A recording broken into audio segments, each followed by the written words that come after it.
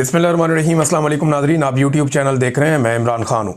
नाज़रीन, DGISPR की press conference के बाद जो सबसे इम्पॉर्टेंट जवाब आना था वो सुहेल अफरीदी का था। इमरान खान साहब का भी अडयाला जेल से एक जवाब मौजूद है, वो भी मैं आपके सामने रखता हूँ। लेकिन सुहेल अफरीदी ने क्या कहा, उन्होंने कहा कि इमरान खान साहब पाकिस्तान के मकबूल और अवामी एतमाद रखने वाले कबूल तरीन लीडर हैं और पाकिस्तान तहरीक-ए-इंसाफ इस वक्त मुल्क की सबसे बड़ी सियासी जमात की हैसियत रखती है। ऐसे में DGISPR की जानिब से पाकिस्तान के एक मकबूल सियासी कायद और साबिक वज़ीर-ए-आज़म के बारे में सियासी नौइयत के और हक़ाइक़ के बरअक्स बयानात न सिर्फ एक रियासती इदारे के वक़ार के मुनाफी हैं, बल्कि जमहूरी इक़दार और आइनी रूह के साथ भी संजीदा मज़ाक के मुतरादिफ हैं। उन्होंने कहा, यह बात वाज़ेह रहनी चाहिए कि किसी भी मुमकिना मिलिट्री ऑपरेशन की मुखालफत सिर्फ तहरीक-ए-इंसाफ तक महदूद नहीं है, बल्कि खैबर पख्तूनख्वा की तमाम सियासी और मजहबी जमातों और हर मकतबा फ़िक्र से ताल्लुक़ रखने वाले अफराद इस मौक़िफ़ पर मुत्तफ़िक़ हैं कि मिलिट्री ऑपरेशन किसी भी मसले का देर पा हल नहीं होता। मसला सिर्फ ये नहीं है कि रियासत दहशतगर्दी के ख़िलाफ़ संजीदा नहीं है, मसला ये भी है कि फ़ैसले ज़मीनी हक़ाइक़, मुंतखब नुमाइंदों, मकामी आबादी और सूबाई हुकूमत को एतमाद में लिए बगैर किए जा रहे हैं। ज़मीनी हक़ाइक़ ये हैं कि आज भी खैबर पख्तूनख्वा के मुतअद्दिद अज़ला में अवाम अदम तहफ़्फ़ुज़, मुआशी जमूद, नकल मकानी के खदशात और रियासती पॉलिसियों पर अदम एतमाद का शिकार है। कारोबार, तालीम और मामूलात ज़िंदगी बार बार मुतासिर हो रहे हैं, जबकि मकामी आबादी को फ़ैसला साजी में शामिल नहीं किया जाता। ये एक नाकाबिले तरदीद हकीकत है कि खैबर पख्तूनख्वा में अब तक 22 बड़े मिलिट्री ऑपरेशन और तकरीबन 14,000 इंटेलिजेंस बेस्ड ऑपरेशन किए जा चुके हैं। इसके बावजूद दहशतगर्दी का मुकम्मल खात्मा नहीं हो सका। इस सूरत हाल से ये सवाल जन्म लेता है कि कहीं ना कहीं पॉलिसी साजी और अमल दरामद में संजीदा खामियां मौजूद हैं। ऐसे में बंद कमरों में बैठकर गैर मुअस्सर पॉलिसियों पर असरार करने के बजाय एक वाज़ेह पॉलिसी शिफ्ट नागुज़ीर हो चुकी है, क्योंकि इन नाकाम हिकमत अमलियों पर कौम के वसाइल बेतहाशा खर्च हो रहे हैं और आवाम की जानो माल का तहफ़्फ़ुज़ मुसलसल ख़तरे में। इस तनाजुर में यह बुनियादी सवाल अपनी जगह कायम है कि आखिर इस बार ऐसी कौन सी ठोस ज़मानत मौजूद है कि एक और मिलिट्री ऑपरेशन वाकई पायदार अमन की बुनियाद रख देगा। अगर माजी की हिकमत अमली भारी जानी नुकसानात और बेपनाह वसाइल के इस्तेमाल के बावजूद मतलूबा नताइज ना दे सके, तो अवाम और उनके मुंतखब नुमाइंदों को यह एतमाद कैसे दिलाया जा रहा है कि वही तरीक़ाकार इस बार मुख्तलिफ नताइज पैदा करेगा। यानी पहले हमने ऑपरेशन किए, वो कामयाब नहीं हुए, 22 दफ़ा किए, 22 दफ़ा नाकामी हुई, तो इस दफ़ा कामयाब हो जाएंगे, इसकी गारंटी क्या है? पहले इस पर तो बैठ के बात कर लें। आप हर दफ़ा ऑपरेशन करते हैं और ये कहते हैं कि इस दफ़ा हम दहशतगर्दी को जड़ से उखाड़ फेंकेंगे। पिछले 25 साल से ऑपरेशन पे ऑपरेशन चल रहा है पाकिस्तान में और 14,000 ऑपरेशन हो गए हैं, 22 बड़े ऑपरेशन हो गए हैं और अभी भी अमन नहीं आया। जब अभी तक अमन नहीं आया तो बैठो, बात करो, कोई और तरीका देख लेते हैं, ये वो कह रहे हैं। पॉलिसी साजी में शफाफियत, वाज़े अहदाफ और काबिल पैमाइश नताइज के बगैर किसी भी नए इकदाम से अमन के बजाय मज़ीद गैर यकीनी सूरत हाल जन्म लेने का खदशा है। वो सुबह जिसने दहशतगर्दी के खिलाफ जंग में तकरीबन 80,000 कीमती जानों की कुर्बानी दी, इसके अवाम और इनके जमहूरी मैंडेट को दहशतगर्दी से जोड़ना नहायत अफसोसनाक और तकलीफ दे अमल है।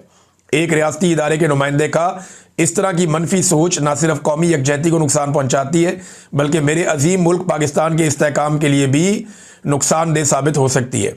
ये भी एक तल्ख हकीकत है कि बारहा खबरदार करने के बावजूद खैबर पख्तूनख्वा में दहशतगर्दी को दोबारा दाखिल होने दिया गया और खुद साख्ता बयानियों के जरिए इसके फैलाव में इजाफा हुआ। 2 दहाइयों पर मुहित मुसलसल कुर्बानियों के बावजूद एक सूबे के अवाम को बेमकसद और गैर संजीदा प्रेस कॉन्फ्रेंसों के जरिए मुर्द इल्ज़ाम ठहराना हमारे शोहदा और इनके लवाहिकीन की कुर्बानियों की सरीह तौहीन है, जो किसी सूरत काबिल कबूल नहीं है। पाकिस्तान तहरीक-ए-इंसाफ ने भी इस जंग में भारी कीमत अदा की है। पार्टी के ओहदेदारान, मुंतखब नुमाइंदगान और वज़रा दहशतगर्दी का निशाना बने हैं। किसी को गोलियों से शहीद किया गया और किसी ने धमाकों में जामे शहादत नोश किया। ऐसे में एक रियासती इदारे के डायरेक्टर जनरल की जानिब से गैर जिम्मेदाराना और गैर मुदल्लिल इल्ज़ामात न सिर्फ पाकिस्तान तहरीक-ए-इंसाफ की सबसे मकबूल सियासी जमात के खिलाफ एक नफरत को हवा देते हैं, बल्कि ये तासुर भी जन्म देते हैं कि गोया किसी सियासी कुव्वत को दहशतगर्दों के रहमो करम पर छोड़ने की ख्वाहिश पॉलिसी का हिस्सा बन चुकी है, जो एक खतरनाक और अफसोसनाक सोच की अक्कासी है। दहशतगर्दी और बदअमनी के मसले का देर पा हल निकालना है तो प्रेस कॉन्फ्रेंसेज और यकतरफा फैसलों की बजाय खैबर पख्तूनख्वा असम्बली में तमाम सियासी और मजहबी जमातों और हर मकतबा फ़िक्र से ताल्लुक़ रखने वाले अफराद पर मुश्तमिल कौमी जरगे के मुत्तफ़िक़ा एलामिये पर अमल होने दिया जाए। ये भी लाजमी है कि मुस्तकबिल में फ़ैसले बंद कमरों और फ़र्द वाहिद की ख्वाहिशात की बजाय तमाम स्टेक होल्डर्स और अवाम के मुंतखब नुमाइंदों की बनाई गई पॉलिसीज़ के तहत किए जाए। देखिए वो क्या रहे हैं, बात वही है साथी कि जनाब आपने इतनी दफ़ा ऑपरेशन करके देख लिया। देखिए इसको ज़रा थोड़ा सा और सिंप्लीफाई कर देते हैं। बारीक नुकता है, ज़रा आप समझिएगा। सिक्योरिटी की ज़रूरत हमेशा लड़ाई के माहौल में रहती है, और जो सिक्योरिटी की ड्यूटी करने वाले लोग होते हैं या इदारे होते हैं, उनकी कोशिश होती है कि लड़ाई लगी रहे। जितनी देर लड़ाई लगी रहेगी उनकी रेलिवेंस बरकरार रहेगी, क्योंकि वो लड़ाई करने के लिए हायर किए जाते हैं। तो हुआ ये है कि इतने लंबे अरसे से ये लड़ाई चल रही है, बार बार लोगों को उनके इलाकों से निकाला जाता है, उनकी चीज़ें तबाह कर दी जाती हैं, लोगों के साथ धोखा होता है। तो सिक्योरिटी फोर्सेस के नौजवानों ने भी बेचारों ने कुर्बानियाँ दी, लेकिन ज़्यादा कुर्बानियाँ पाकिस्तान के आम आवाम ने दी हैं।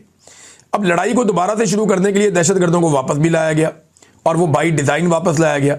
मुराद सईद और इमरान खान चिल्ला रहे थे, मैं उस पर वीलॉग कर रहा था। मुझे उस वक्त डंडा दिया हुआ था SPR ने और ISI ने कि ये तुम प्रोग्राम क्यों करते हो, दहशतगर्दों को वापस लाने के हवाले से बात क्यों करते हो तुम, और हमने क्या करना है। तो हम इसके ऊपर प्रोग्राम उस वक्त भी कर रहे थे। मैं पाकिस्तान में था, मैं गिरफ्तार भी हुआ उन दिनों में। तो मामला ये है कि दहशतगर्दों को आप लेकर आए, अब जब लेकर आए तो उनको आप संभाला, आपसे फिर आप उनके ऊपर ऑपरेशन करना चाहते हैं।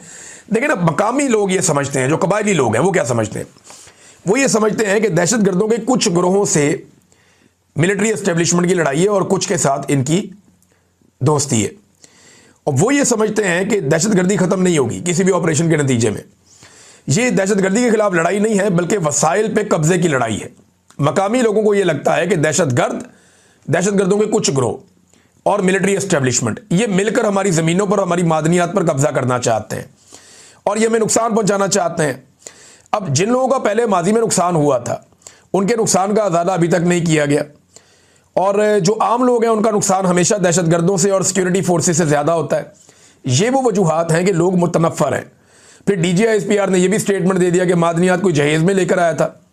अब लोगों के दिमाग में ये भी है कि इनके दिमाग में ये है कि मादनियात हमने निकालनी है, तो मादनियात तो लोगों का हक है, वो पाकिस्तानियों का हक है, वो किसी इदारे की तो नहीं है। तो वो पाकिस्तानियों के ऊपर लगेगा ना पैसा, या कोई कमा के अपनी जेब में डाल देगा कमीशन खा के, तो ये तो नहीं होगा। ये लोग ये समझते हैं कि इनकी ज़मीनों पे कब्जे होने चाहिए। इमरान खान ने स्टेटमेंट दिया था, वो भी बड़ा इंपॉर्टेंट है। इमरान खान ने बहुत पहले इस हवाले से अपना बयान दे दिया था। 2021 में, ये इमरान खान का स्टेटमेंट मैं आपको पढ़ के सुना रहा हूं, जेल से उन्होंने स्टेटमेंट दिया। 2021 में उस वक्त की फौजी क़यादत ने हथियार फेंकने वाले दहशतगर्दों को वापस बसाने का मंसूबा पेश किया था। कौन था? General Bajwa, general Nadeem Anjum. मगर इस मंसूबे को खैबर पख्तूनख्वा और कबायली इलाकों के हमारे मुंतखब नुमाइंदों ने मुस्तरद कर दिया था। इस मंसूबे पर हमारे दौर में अमल नहीं हुआ था, लेकिन अब हक़ाइक़ के बरक्स तहरीक इंसाफ की हुकूमत पर यह सरासर झूठा इल्ज़ाम लगाया जा रहा है कि मुल्क में दहशतगर्दी उस दौर में लाई गई और दहशतगर्द लाकर बसाए गए। कौम को बताया जाए कि कौन से दहशतगर्द कब, कहां और कैसे बसाए गए। यही सवाल हमने पिछले वीलॉग में पूछा था। तो इमरान खान साहब ने तो जेल से बैठ के जवाब दिया कि जनाब मैं तो दहशतगर्द नहीं लेकर आया, दहशतगर्द तो आप लोग लेकर आए थे। अब यहां पे एक स्टेटमेंट जो है ना मुशाहिद हुसैन सैयद साहब का भी है, बड़े सीनियर सियासतदान है। वो ये कहते हैं कि मुज़ाकरात के लिए TTP के कुछ लोगों को छोड़ा गया, इसके नतीजे में पाकिस्तान में दहशतगर्दी बढ़ गई। मुज़ाकरात उस वक्त की मिलिट्री एस्टेब्लिशमेंट के कहने पर शुरू किए गए और वो इसमें पूरी तरह शामिल थे। मैंने जनरल बाजवा और जनरल फैज से पूछा भी था कि आपके गारंटर्स कौन है, कौन गारंटी देगा, इसका क्या नतीजा होगा। एस्टेब्लिशमेंट के जिन मफरूज़ों पर यह गुफ्तगू शुरू हुई वो मफरूज़े गलत निकले, यानी फिर एस्टेब्लिशमेंट का ही गलत, कसूर ही एस्टेब्लिशमेंट का था। आसमा शरादी साहबा ने एक बड़ा अच्छा सवाल किया। उन्होंने पूछा वहां पे कि जनाब सिविलियंस को तो कसूरवार कहते हैं, लेके तो मिलिट्री एस्टेब्लिशमेंट आई थी, तो इनका कोई नाम ही नहीं आता, इनको कोई पूछता ही नहीं है। ये रिस्पॉन्सिबल है ये पॉलिसी बनाने के कि लेकर आने हैं दहशतगर्द वापस, क्योंकि बॉर्डर पे तो ये खड़े हैं और फैसला भी इन्होंने किया था। तो एक के बाद एक गवाही दे रही है। अच्छा, इसमें ना DGI SPR ने एक और बड़ा काम किया, उन्होंने तारीफ की DGI SPR। मैं पहले एक डाटा आपके सामने रखता हूं, ये जरा डाटा आप देखिए। ये दहशतगर्दी का डाटा है, ये काली लकीरें जो आपको नजर आ रही है ये दहशतगर्दी की हैं। ये देखें 2015 में दहशतगर्दी कितनी ज्यादा थी, 3.7K यानी 3700। 2016 में कम हो गई, 17 में मजीद कम हो गई, 18 में और कम हो गई, 18 में इमरान खान साहब की हुकूमत आई तो मजीद दहशतगर्दी बहुत नीचे चली गई। उसके बाद 2019 में और नीचे चली गई, 2020 में और 21 में थोड़ी सी बढ़ी लेकिन कंट्रोल रही। यानी 2018, 19, 20 और 21 ये दहशतगर्दी के कंट्रोल के हवाले से बेहतरीन साल थे। 2022 में रिजीम चेंज ऑपरेशन किया गया और दहशतगर्दों को वापस लाया गया। अगस्त में, सितंबर में, इन दिनों में दहशतगर्दों को वापस पाकिस्तान पहुंचाया गया, जिस पे मुराद सईद ने और पीटीआई ने बहुत शोर मचाया था। तो 2022 में दहशतगर्दी बढ़ना शुरू हो गई। अब दहशतगर्द वापस आ रहे हैं। 2023 में और बढ़ गई, 2024 में और बढ़ गई और 2025 में दहशतगर्दी के सारे रिकॉर्ड टूट गए पिछले 10-12 साल के। तो ये दहशतगर्दी लेकर कौन आया? इमरान खान के दौर में तो दहशतगर्दी कंट्रोल हो रही थी। इमरान खान के दौर में तो दहशतगर्दी ज्यादा नहीं हो रही थी बल्कि कम हो रही थी। अच्छा, डीजीआईएसपीआर ने ना एएनपी की बड़ी तारीफें की, नवाज शरीफ की भी तारीफें की कि ये बहुत अच्छे लोग हैं। जरा पहले ये तारीफें आप डीजी की सुने, उसके बाद मैं बताता हूं कि एएनपी ने इनको जवाब कैसे दिया। एएनपी और बाकी बहुत से पॉलिटिशियंस और पॉलिटिकल पार्टी, खैबर पख्तूनख्वा की गयूर पॉलिटिकल पार्टी, मुहब्बे वतन, इस अपनी धरती से प्यार करने वाले, वो इस दहशतगर्दी के खिलाफ खड़े हुए या नहीं खड़े हुए? ये जनाब डीजीआईएसपीआर ने कह दिया कि ये दहशतगर्दी के खिलाफ खड़े हुए। अब जरा जो दहशतगर्दी के खिलाफ खड़े हुए एएनपी वाले, जरा उनका भी आप स्टेटमेंट सुन लें कि वो क्या कहते हैं। ये मियां इफ्तिखार साहब जो प्रेसिडेंट एएनपी के हैं, एएनपी का इन्होंने नाम लिया ना, सुने जरा। फौज अगर दहशतगर्दों को मारना चाहते तो बड़ा आसान है, लेकिन दोनों एक है। आप स्वाद के हैं, आपको मैं गवाह बना देता हूं कि ये दोनों आमने सामने बैठे होते थे, लोग मर जाते थे, ये तो एक दूसरे को कुछ भी नहीं कहते थे। तो ये रिकॉर्ड का हिस्सा नहीं है, ये भी रिकॉर्ड का हिस्सा है। करो ना टारगेटेड ऑपरेशन, नहीं करते, इसलिए उसमें दहशतगर्द मरते हैं। और अगर दहशतगर्द को नहीं मारा जाता तो फिर पता चलता है ये तो निकल जाओ, हम ऑपरेशन करें। ये ऑपरेशन नहीं, ये जमीन खाली करवाना है, कब्जा लेना है, ऑपरेशन की बात नहीं है। इसलिए कौम नहीं चाह रही। दहशतगर्द को ये डिमार्केशन किसने दी कि इस इलाके में करो, इसमें मन न करो, यहां पे जियो, वहां पे न जियो, आपको यहां पे सपोर्ट मिलेगी, यहां पे नहीं मिलेगी। ये अमन पंजाब में है, यहां पे क्यों नहीं? ये जनाब एएनपी की बहुत तारीफें की डीजीआईएसपीआर साहब ने। तो एएनपी का मौक़िफ़ मैंने आपके सामने रखा। अभी आपके सामने ना एमएल वली खान का मौक़िफ़ भी रखते हैं।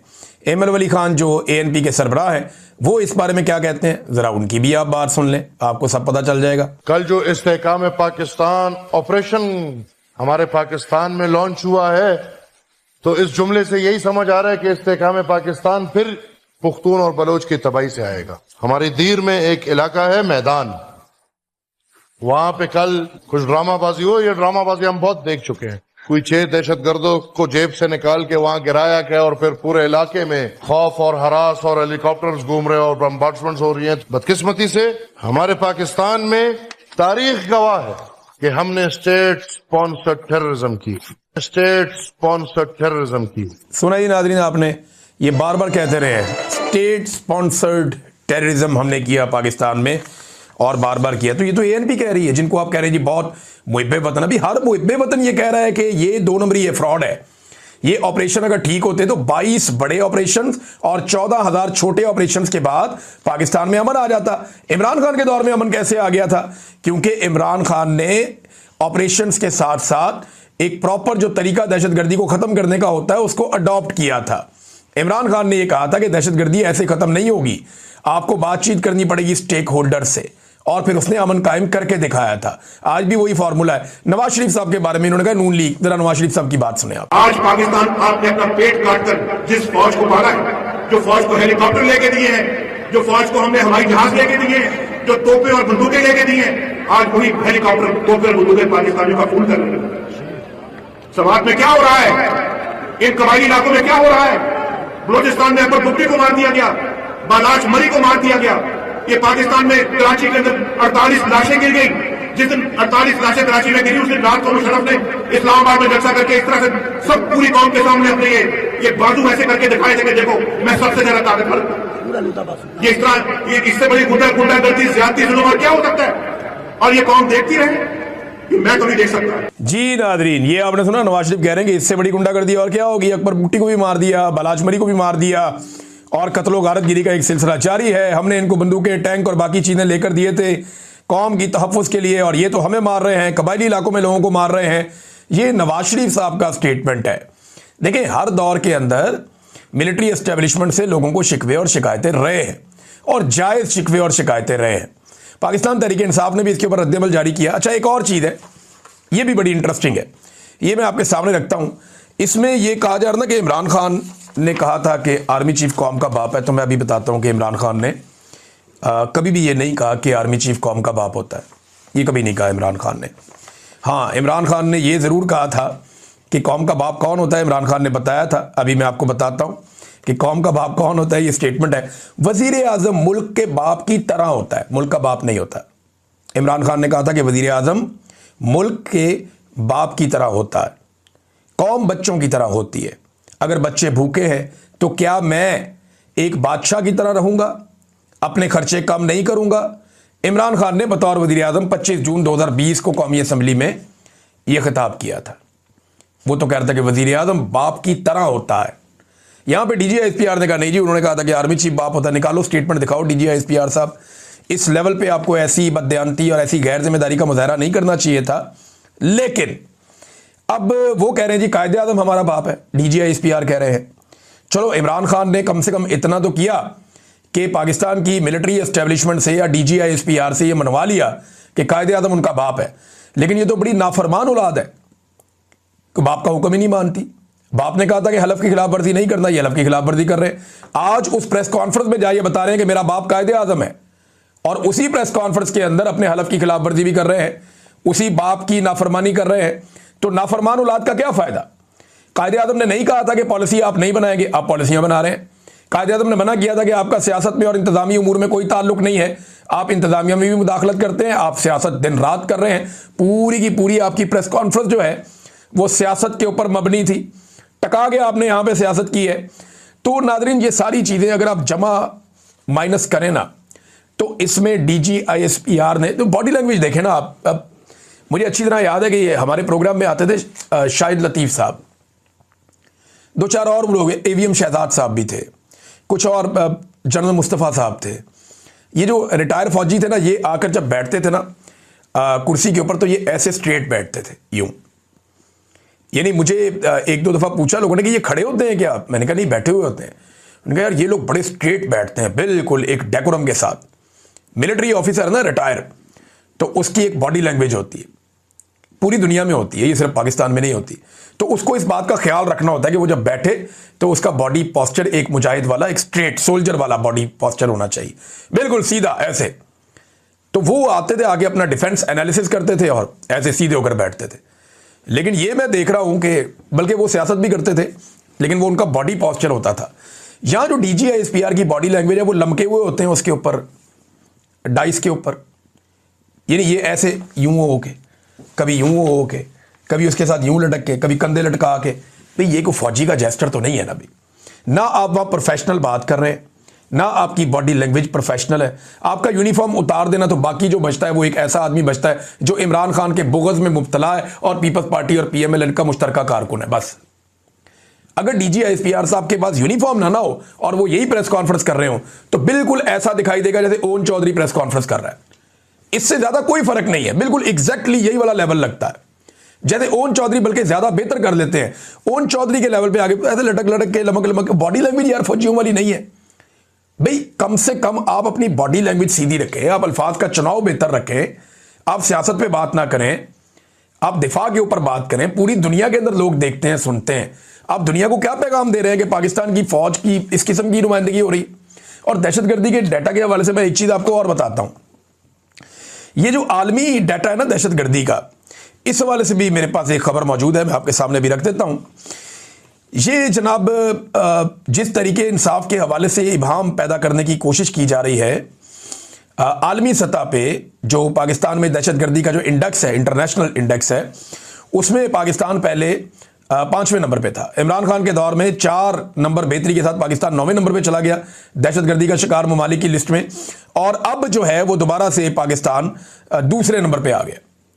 5वें से इमरान खान 9वें पे लेकर गया था, ये 9वें से दूसरे पे लेके आ गया। इस तरह इन्होंने पाकिस्तान में दहशतगर्दी को प्रमोट किया और दहशतगर्दी को बढ़ाया है। अच्छा, एक और चीज जो DGI-SPR ने कहा ना कि ANP को गैर मकबूल किया गया, दहशतगर्दों ने उनको मारा, उन्होंने अपने सीने हाजिर कर दिए। यही बात तो इमरान खान ने की थी और यही बात तो शानदाना गुलजार ने की थी कि दहशतगर्दों को इसलिए लाया गया ताकि पाकिस्तान तहरीके इंसाफ को नुकसान पहुंचाकर पॉलिटिकली उसको मुकम्मल तौर पर डैमेज कर दिया जाए, उसकी हुकूमत को भी।